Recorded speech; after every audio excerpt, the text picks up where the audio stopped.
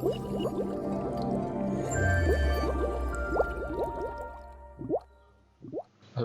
apa kabar anak-anak Bapak sekalian kelas 11 TKJ? Bapak di video kali ini akan membahas tentang mapel administrasi sistem jaringan. Oke, untuk pertama-tama Bapak ingin mengucapkan selamat dulu nih buat kalian yang telah lolos dan naik ke kelas 2 nih. Ya, walaupun ada beberapa teman kalian ya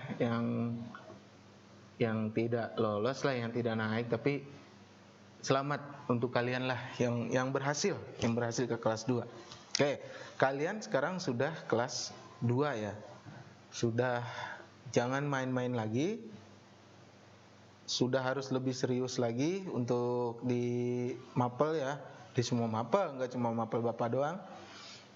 Ya, walaupun mapel Bapak termasuk mapel yang produktif ya, kalian harus lebih serius lagi, jangan main-main kayak kelas 1. Udah, jangan bercandaan lagi, udah jangan. Bercanda sih boleh, maksudnya ya jangan yang aneh-aneh lah, jangan neko-neko, jangan macem-macem, udah jangan nakal lagi. Oke, lanjut ke pembahasan administrasi sistem jaringan.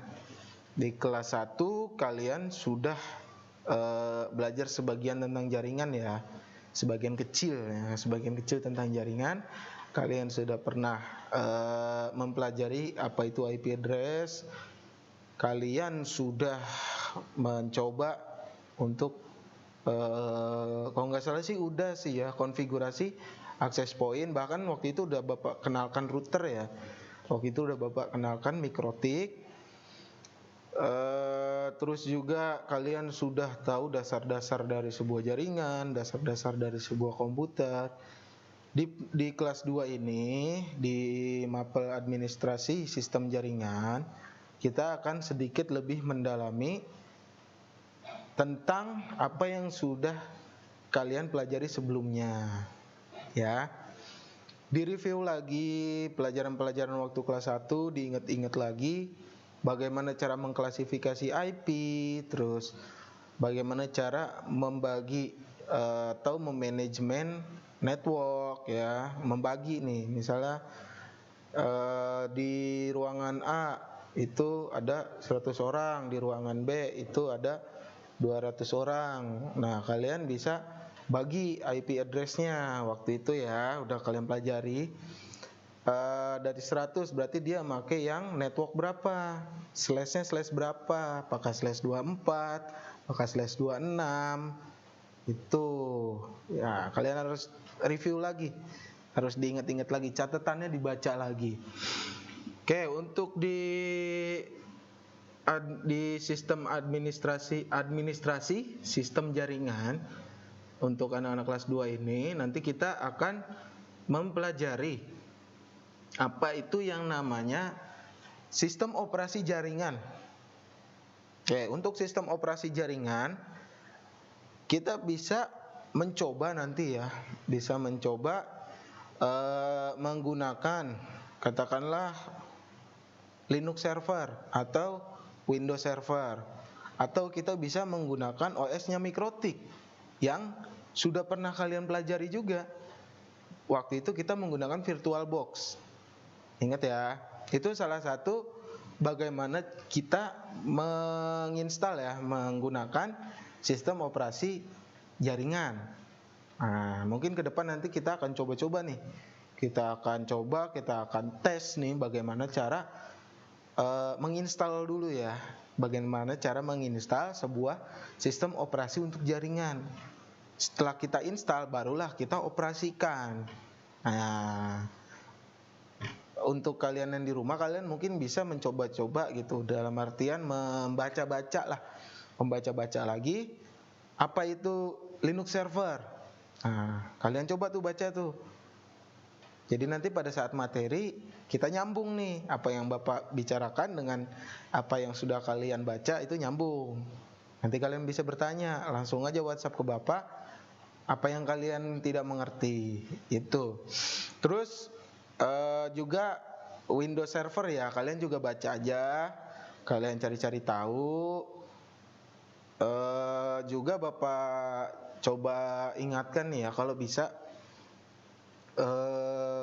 kalian di kelas 2 ini, karena kita nggak ada praktek di sekolah, usahakan kalian mempunyai atau ada laptop yang bisa atau komputer yang bisa kamu gunakan untuk belajar.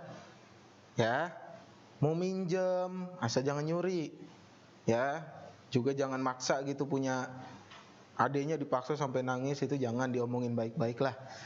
Pokoknya Bapak berharap sih kamu ada untuk belajar, ada komputer dan ada laptop untuk kamu belajar di rumah nanti. Karena apa? Karena materi-materi yang Bapak berikan nanti biasanya ada tugasnya. Nah, tugasnya itu pasti kalian butuh untuk menggunakan komputer atau laptop. Itu tugasnya berhubungan. Kalau kalian nggak ada, nanti kalian tidak mengerjakan tugasnya. Kalau tidak mengerjakan tugasnya berarti tidak mengumpulkan tugasnya. Kalau tidak mengumpulkan, tidak mendapat nilai. Kalau tidak ada nilai, tidak bisa naik kelas nantinya. Itu jangan kayak yang kemarin-kemarin lah, susah gitu untuk dikolek nilainya. Bapak minta tugasnya itu susah. Jangan. Nanti di kelas 2 harus lebih serius lagi. Yang kemarin udahlah jadiin pelajaran, ya, jadiin batu pijakan atau batu loncatan buat kalian ke depannya supaya jadi lebih baik lagi. Oke. Setelah kita menginstal sistem operasi jaringan, kita melakukan konfigurasi sistem jaringan juga supaya bisa terkoneksi ya ininya, OS-nya. Kita nanti akan mempelajari apa itu yang dinamakan DHCP server. Buat kalian yang misalkan nanti nggak ada router mikrotik ya, nggak ada router mikrotik di rumah, kan bingung juga ya, di rumah ngapain Pak saya beli mikrotik. Ya walaupun itu bisa untuk belajar kalian, tapi kegunaannya lebih minim ya. Kalian bisa menggunakan VirtualBox nantinya buat menginstal OS daripada mikrotik tersebut. Nah, ketika kalian sudah install nanti akan ada tugas-tugas tuh. Setelah Bapak kasih materi ya, nanti akan ada tugas-tugas. Coba kalian praktekkan, buatkan itu ya. Kalian buatkan konfigurasi DHCP server dengan IP sekian untuk network sekian. Misalnya nanti Bapak tugaskan seperti itu. Nah, kalian praktekkan di rumah. Tetapi tentu juga setelah Bapak kasih materi, sesuai dengan materi yang Bapak kasih juga. Gitu. Oke, Bapak bahas sedikit ya DHCP server. Kalau di DHCP server itu intinya itu adalah sebuah konfigurasi, sebuah sistem di mana kita menyebarkan IP address tanpa harus menginputkan secara manual. Tuh, maksudnya gimana Pak? Katakanlah di SMK Purnama nih ya, SMK Purnama itu memiliki 100 unit komputer yang harus terhubung ke jaringan lokal milik SMK Purnama. Ya, bayangin, kalau nggak pakai DHCP server, kalian satu persatu input. Komputer pertama kalian setting, masuk control panel, cari network and sharing center, pilih interface-nya, LAN, ya kan, Ethernet, pilih, masukin IP-nya. Terus nggak boleh sama semua. Kenapa? Kalau sama bisa tidak terkonek nantinya si device-nya. Kalau ada yang sama, komputer satu sama komputer yang lain itu nggak boleh sama IP address-nya, tapi networknya harus sama, jangan lupa. Nah, kalau misalnya DHCP server itu kamu setting di router atau di server ya, itu bisa otomatis mendistribusikan IP address-nya ke 100 PC tersebut. Jadi kalian tidak perlu satu-satu inputnya, tinggal sekali config didistribusikan, selesai, nggak capek. Tuh Itu keuntungan daripada menggunakan DHCP server. Oke, terus nanti kita juga akan mempelajari apa itu yang namanya FTP server. Pak, FTP server itu apaan sih, Pak? File Transfer Protocol. Jadi bagaimana caranya kita mengirim-ngirim file secara mudah ya, kalau kita menggunakan FTP server, mengirim file di dalam jaringan. Itu misalnya kalian punya di SMK Purnama lah, di SMK Purnama nih ada jaringan nih dari bengkel. Kalian tahu kan bengkel di mana? Lokasinya bengkel SMK Purnama ya, bukan bengkel yang lain. Bengkel TKJ SMK Purnama ada satu jaringan yang terhubung ke ruangan server. Nah, kalian juga pasti tahu server di mana, di lantai 3 kan? Itu jauh kan? Nah, suatu saat kalian itu membutuhkan file yang ada di server, di ruangan server. Sedangkan kalian sedang ada di bengkel. Kalau misalnya kalian tidak menggunakan fasilitas FTP ini, kalian harus keluar dari bengkel, jalan, turun tangga, ke gedung sebelah lagi, naik tangga lagi, 3 lantai. Baru kalian masuk ke ruangan server, kalian colok flash disk, cari filenya, copy, dan balik lagi. Itu memakan tenaga dan memakan waktu. Nah, kalau kalian menggunakan sistem FTP server, kalian tinggal mencari filenya dari bengkel dengan cara mengakses langsung ke server. Itu caranya gimana, Pak? Next video nanti akan kita bedah, akan kita bahas. Itu. Nah, makanya kalian juga siapin nih peralatan tempurnya di rumah. Kalau bisa ya. Jangan kalau bisa, harus bisa. Minjem pun gak masalah, kalau Bapak ke warnet pun asal boleh install aplikasi nggak apa-apa. Yang penting kamu mengerjakan. Jangan sampai nggak mengerjakan ya. Kalian udah kelas 2. Oke, nilai mapel Bapak ini produktif, jangan dilupakan. Kalau dinilai Bapak kamu jelek, bisa jadi ancaman kamu nanti. Bukan Bapak mengancam ya, namun itu merugikan kamu nantinya. Bapak hanya mengingatkan. Oke, setelah ada file server, FTP server, nanti kita juga akan mempelajari apa itu remote server. Mungkin di kelas 1, kalau nggak salah sih Bapak udah pernah ya mencontohkan ke kalian bagaimana cara kita meremote device milik orang lain atau device yang bukan milik kamu, yang ada di depan kamu nih, di dalam sebuah jaringan. Ya, misalnya Bapak di sini nih. Saat ini Bapak lagi di studio, ya. Bapak di studio. Terus Bapak butuh mengoperasikan komputer yang ada di rumah Bapak nih, di Parung, Bogor, jauh. Ya. Kan enggak mungkin.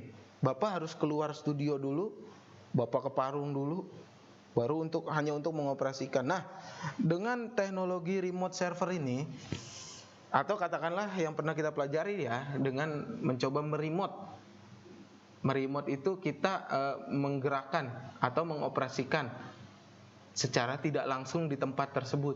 Nah, Bapak remote nih komputer Bapak yang ada di rumah. Itu sangat menghemat waktu dengan teknologi yang ada. Itu. Jadi kalian atau Bapak nih, Bapak hanya tinggal di sini, jalanin remote servernya, masukin IP address-nya ya, tujuannya. Bapak operasikan deh dari sini, selesai, udah tinggal putusin koneksinya. Nah, itu nanti yang akan kita pelajari itu yang seperti itu. Cuma nanti mungkin lebih kompleks, lebih detail. Susah sih enggak, susah relatif ya. Yang penting kamu mau berusaha untuk mengerti itu. Terus juga nanti kita akan mencoba untuk belajar yang namanya web server. Nah, web server itu kayak gimana sih, Pak? Kalian ujian waktu masih di sekolah ya, ujian menggunakan handphone. Nah, yang kalian akses itu kan IP address-nya ya. IP address server, ya kan? Setelah kalian akses, kalau emang tidak ada kendala dan koneksinya lancar, pasti langsung keluar tuh interface-nya atau website-nya ya, web untuk ujiannya ya, langsung keluar, kalian bisa melaksanakan ujian. Nah, yang ada di server itu termasuk web server walaupun lokal. Itu. Jadi kita akan coba mengkonfigurasi ke depannya ya, kita akan mengkonfigurasi yang seperti itu. Itu untuk web server. Terus masih banyak lagi. Ada database server, terus nanti ada mail server. Kita coba mengevaluasi control panel hosting. Nah, ini sedikit menarik nih ya. Kalau untuk di hosting, kita harus bayar sebenarnya kalau di hosting ya, karena kita menyewa tempat. Atau ibaratnya kayak kita nyewa ruko. Kita mau buat usaha nih. Kita butuh ruko supaya orang atau calon customer itu tahu kan kita jualan apa. Oh, ini toko kelontong nih. Oh, ini toko listrik nih. Nah, supaya kita bisa menjajakan dagangan atau menjajakan produk kita kan harus nyewa ruko.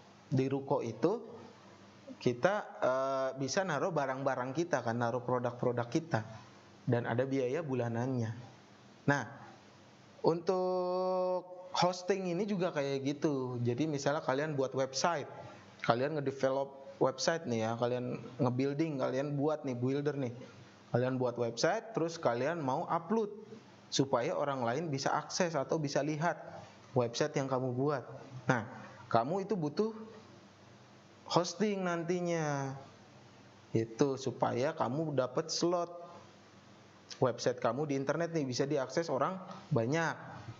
Itu. Terus ada lagi share, nanti kita bisa share hosting server, terus membuat virtual private server, terus dedicated server, VPN. Nanti kita coba membuat VPN server.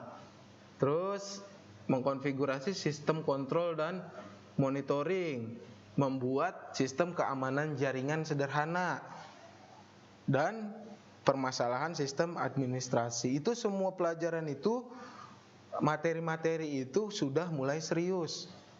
Kalau kalian lambat dalam memahami dan kalian malu bertanya, kedepannya kalian akan sulit sendiri karena kalian udah kelas 2 ya.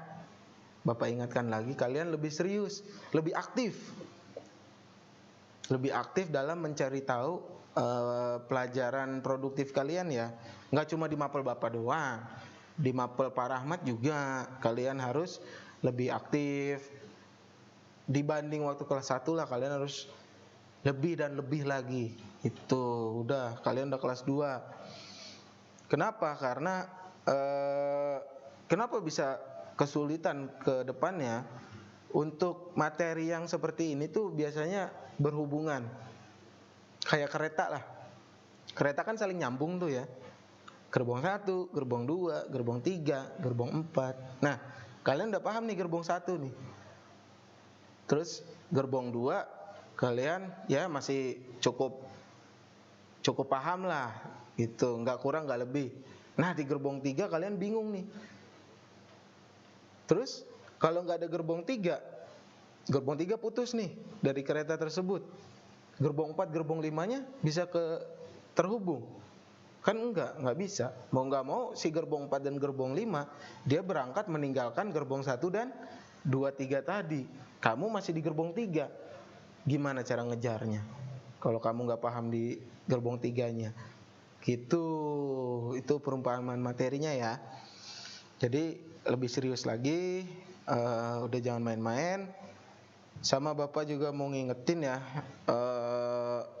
jangan nongkrong-nongkrong dulu. Walaupun kita hanya ujian online ya, kita hanya pembelajaran online di rumah saja, jangan kemana-mana, jangan Kalau penting aja kalian keluar gitu. Kalaupun itu penting dan kalian harus keluar, gunakanlah protokol kesehatan. Gunakan masker, tetap jaga kesehatannya, kebersihannya, cuci tangan. Terus juga jangan lupa bayaran, walaupun kalian di rumah aja ngerasa nggak sekolah, kan kalian tetap home learning. Itu ingetin lagi orang tuanya untuk menunaikan kewajibannya. Gitu. Oke, mungkin segitu aja ya video kali ini. Tetap tonton video Bapak selanjutnya, dan apabila nanti ada tugas, biasanya Bapak memberikan range waktu tuh nggak terlalu mepet ya, agak panjang biasanya, karena tingkat kesulitan tugasnya juga kalian kerjakan, tapi jangan diremehkan. Maksudnya jangan nanti sih Bapak nggak masalah ya, kalian asal tepat waktu untuk mengumpulkannya. Oke, Bapak kasih deadline seminggu, kalian baru mengerjain hari terakhir nih, mau seminggu, asal selesai nggak masalah, yang penting Bapak hasilnya.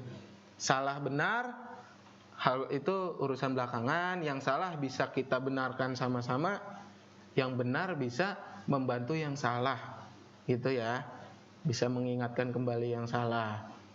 Oke, jadi segitu aja dulu dari Bapak. Terima kasih, tetap jaga kesehatan. Bye.